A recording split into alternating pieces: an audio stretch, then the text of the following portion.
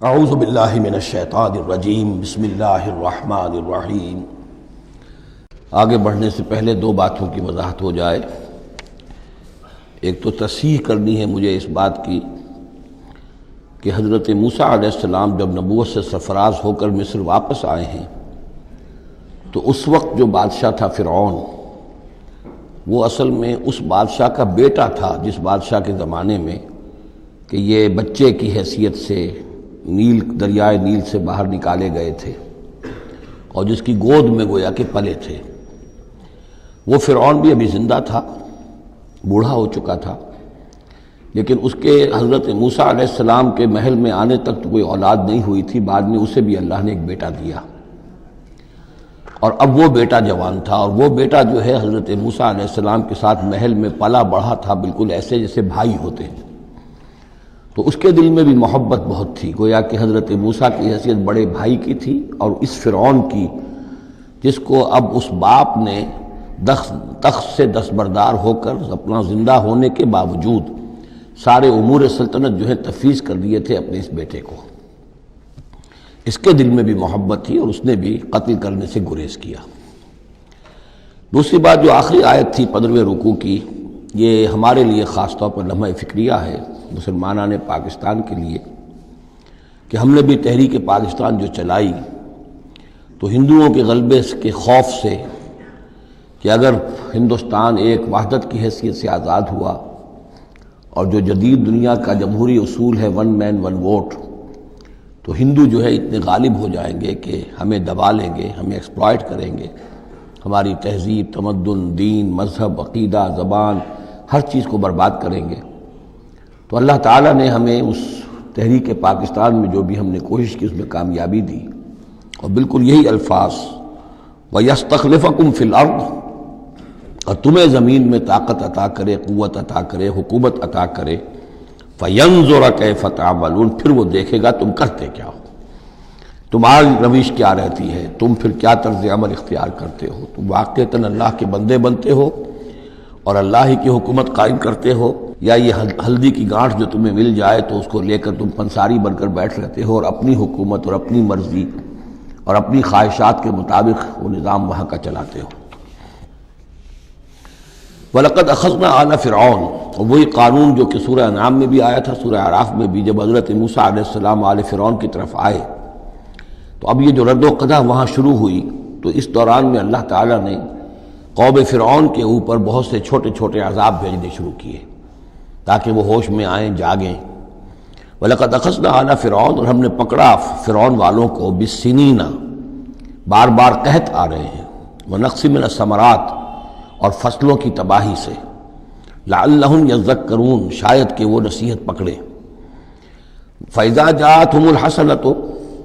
جب بھی کبھی درمیان میں حالات بہتر ہو جاتے تھے، اچھی صورتحال ہوتی تھی، قَالُوا لَنَا هَٰذِهِ، وہ کہتے تھے یہ تو ہمارے لیے ہے ہی، ہماری محنت کا، ہماری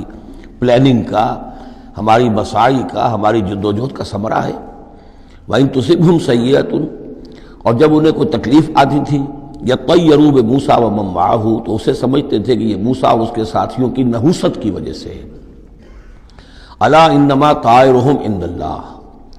آگاہ ہو جاؤ کہ ان کی نحوست، ان کی شوبی قسمت جو ہے وہ اللہ کے ہاتھ میں ہے۔ وَلَٰكِنَّ أَكْثَرَهُمْ لَا يَعْلَمُونَ، لیکن ان کی اکثریت علم نہیں رکھتی، سمجھتے نہیں۔ وَقَالُوا مَهْمَا تَأْتِنَا بِهِ مِنْ آيَةٍ لِتَسْحَرَنَا بِهَا، اور وہ کہتے تھے بہت ہی چیلنجنگ انداز میں کہ اے موسیٰ، یہ تم اپنے جادو کے زور سے ہمارے اوپر جو جو چیزیں لا رہے ہو، جو مصیبتیں لا رہے ہو تاکہ تم ہم پر جادو کرو، فَمَا نَحْنُ لَكَ بِمُؤْمِنِينَ، تو اس کے باوجود ہم ثابت قدم ہیں، صابر ہیں، ہم اپنے عقائد پر، اپنے نظام پر جمے ہوئے ہیں، ہم آپ کی بات ماننے والے نہیں ہیں۔ فَأَرْسَلْنَا عَلَيْهِمُ الطُّوفَانَ، پھر ہم نے ان پر زیادہ بڑی مصیبتیں بھیجیں، طوفان، وجرادہ، اور ٹڈی دل جس سے کہ فصلیں چٹ ہو گئیں، القمل، اور چچڑیاں، یہ قمل ہی سے ملتی جلتی شے جو ہے کھٹمل ہے ہماری،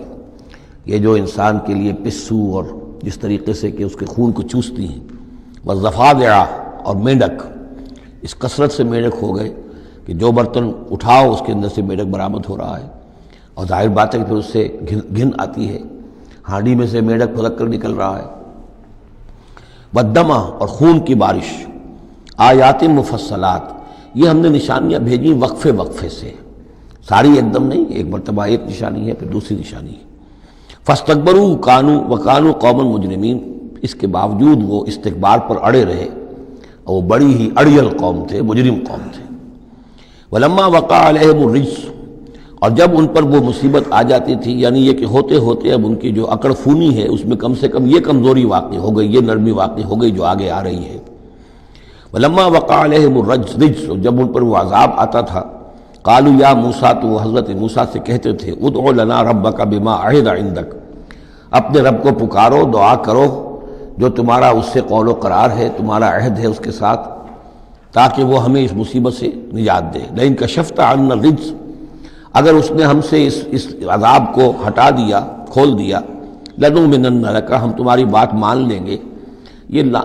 ایمان کے ساتھ جب لام آتا ہے تو اس کے معنی وہ ایمان ایک عقیدے والا ایمان نہیں ہوتا، مان لیں گے، تمہاری بات مان لیں گے۔ ایک ہے ایمان بے کے ساتھ، آمنت باللہ و ملائکتہ و کتبہ، تو با کے ساتھ جب آتا ہے پورے وثوق کے ساتھ، یقین کے ساتھ، گہرے اعتماد کے ساتھ، اور ایک ہے کسی کی بات سرسری طور پر مان لینا، تو وہ پھر ایمان لام کے ساتھ ہوتا ہے۔ لنؤمنن لک، ہم آپ کی بات مان لیں گے، وَلَنُرْسِلَنَّ مَعَكَ بنی اسرائیل، اور آپ کے ساتھ ہم بنی اسرائیل کو اس ملک سے جانے دیں گے۔ اصل میں وہ کیوں نہیں جانے دینا چاہتے تھے؟ اس لیے کہ ان کے لیے وہ بڑی ہی چیپ لیبر تھی، ان کے غلاموں کی حیثیت تھی، اور بڑے بڑے بھاری کام ان سے کرواتے تھے۔ احرام مصر کی تعبیر میں نہ معلوم کتنے اسرائیلیوں کی ہڈیاں جو ہیں وہ دفن ہیں، بڑی بڑی چٹانیں جو ہیں وہ جب اوپر کھینچی جاتی تھی، اگر کوئی گرتی تھی تو ان کے بیسیوں نہیں سینکڑوں جو ہے اس کے اندر پس جاتے تھے۔ تو ظاہر بات ہے کہ وہ چیپ لیبر جو انہیں ملی ہوئی تھی اس کو چھوڑنے کے لیے آسانی سے وہ تیار نہیں تھے، اس حوالے سے انہیں یہ شاخ گزر رہا تھا، ورنہ ظاہر بات ہے وہ بھی جانتے تھے کہ یہ ہمارے اس ملک کے رہنے والے نہیں ہیں، کہ ابتدا میں ان کے لیے وہاں بڑی آؤ بھگت رہی، بڑے عیش رہے، وہ پیرزادوں کی طرح ان کا احترام کیا گیا، انہیں بہترین زمینیں دی گئیں۔ جوشن کا علاقہ کہلاتا ہے جو نیل کا ڈیلٹا ہے، جو سب سے زیادہ زرخیز علاقہ ہے، وہ ان کو دیا گیا، وہاں یہ لوگ جو زمیندار بنے۔ لیکن اس کے بعد جب وہ نیشنلسٹ ریولوشن آیا تو بات ساری جو ہے وہ الٹی ہو گئی، تو فرمایا کہ ہم بھیج دیں گے آپ کے ساتھ بنی اسرائیل کو۔ فلما کشفنا عنہم الرجس، لیکن جب ہم ان سے وہ مصیبت کو دور کر دیتے تھے، الی اجل ہم بالغوہ، ایک مدت تک کے لیے کہ جس تک وہ پہنچ جائیں، لیکن ظاہر بات ہے کہ ہر ایک چیز کے لیے ایک مدت ہے، اس کے اندر ہی وہ بات ختم ہوتی ہے۔ اذا ہم ینکثون، تو پھر وہ اپنے عہد سے پھر جاتے تھے، اپنا وہ وعدہ جو تھا وہ اس کو توڑ دیتے تھے۔